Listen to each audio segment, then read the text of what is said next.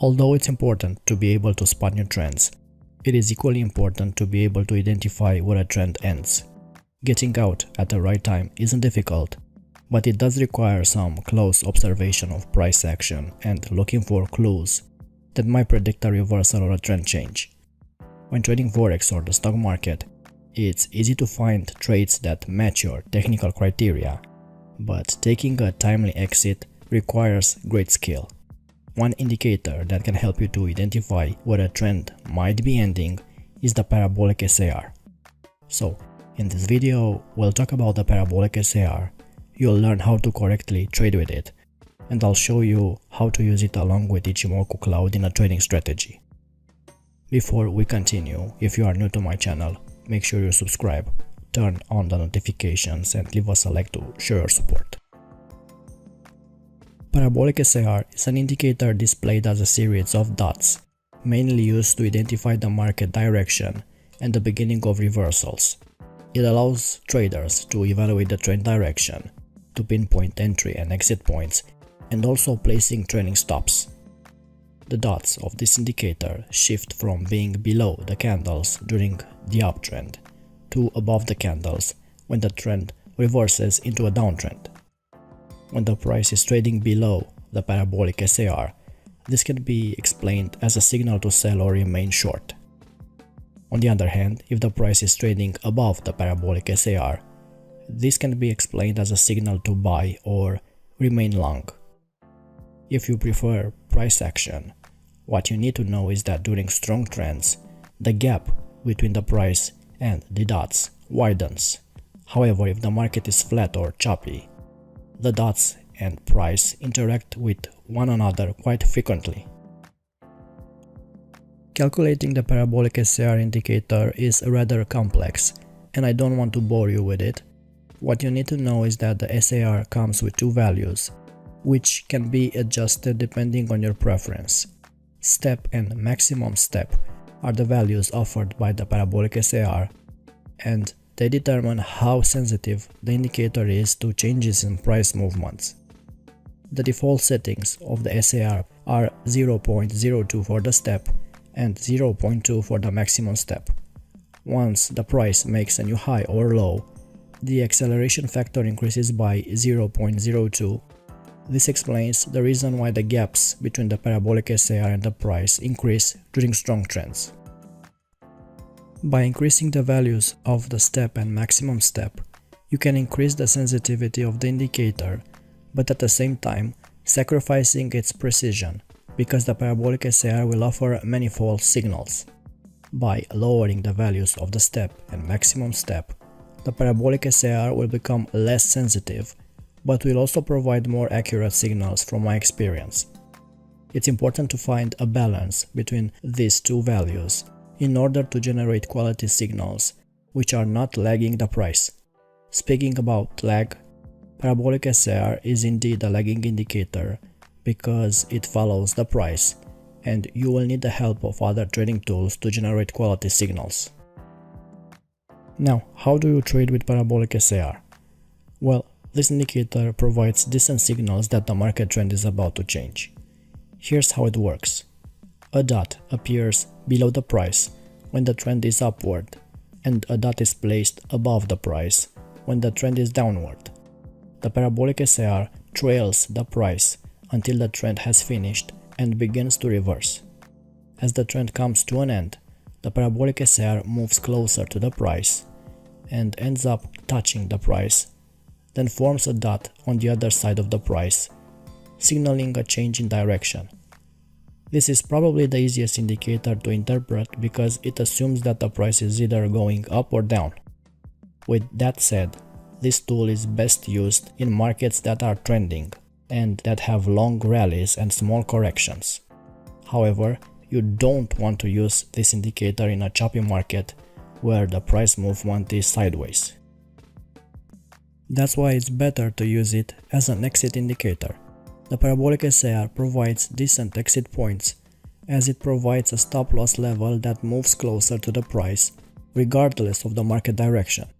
The rule is that you should close buy positions when the price moves below the SAR and close sell positions when the price moves above the SAR. So from my experience, it's better to use the Parabolic SAR to help you determine whether you should close your trade or not. But if you insist on taking your entries based on the Parabolic SAR, here is how I would do it. First, I would use it on higher time frames, and here's why. Trading the Parabolic SAR on a lower time frame will allow you to find a lot of trades every day. Everything is faster with a lot of noise. If your analysis isn't on point, the SAR might offer contradicting signals in a span of a few hours or minutes. On higher time frames, your trade will move slowly. This will avoid you to get too emotional and jump in a trade that is not ready. Many traders get into trouble trading the Parabolic SAR on lower time frames because they start watching this noise and they think they see a signal, which in fact is nothing more than noise. This can all be avoided by sticking the SAR indicator to the 4-hour or on the daily time frame or above. But you cannot trade with the Parabolic SAR alone. I would even say it's almost impossible to stay consistent trading just on the basis of the Parabolic SAR. That's why I would add the Ichimoku Kumo cloud in the setup. If you don't know what Ichimoku is, make sure you watch this video on my channel. It will teach you the basics of using it. Now, the advantage of using Ichimoku is the fact that it offers a unique perspective of support and resistance. The most important tool of Ichimoku indicator is the Kumo cloud, and this is all we need for our setup. So we have the Kumo cloud as dynamic area of support and resistance, and the Parabolic SAR for entries and exits. We also pay attention to price action for obvious patterns, static support and resistance levels, and breakouts. Here's the setup for long opportunities.